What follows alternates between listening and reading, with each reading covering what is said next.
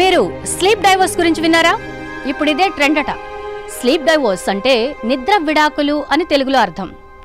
ఇదేం విడాకులబ్బా అని ఆలోచిస్తున్నారా? సాధారణంగా భార్య భర్తపై అలిగినా, భర్త భార్యపై అలిగినా వేర్వేరు గదుల్లో నిద్రపోతూ ఉంటారు.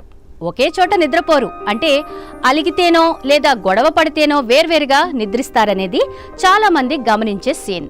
అయితే స్లీప్ డైవర్స్ కాన్సెప్ట్ను ఫాలో అయ్యేవాళ్ళు మాత్రం దీనికి పూర్తిగా భిన్నం. తమ రిలేషన్షిప్ను కాపాడుకోవడం కోసం జంటలు వేర్వేరుగా నిద్రిస్తున్నారట. బ్రిటన్లో చాలా మంది ఇలానే చేస్తున్నారట. ఇటు ఇండియాలోనూ కొందరు ఇదే కాన్సెప్ట్ను ఫాలో అయిపోతున్నారు. ఇంతకీ ఎందుకు ఇలా చేస్తున్నారు? నిజానికి ఈ ట్రెండ్ దంపతుల మధ్య బాగా పాపులర్ అవుతోంది.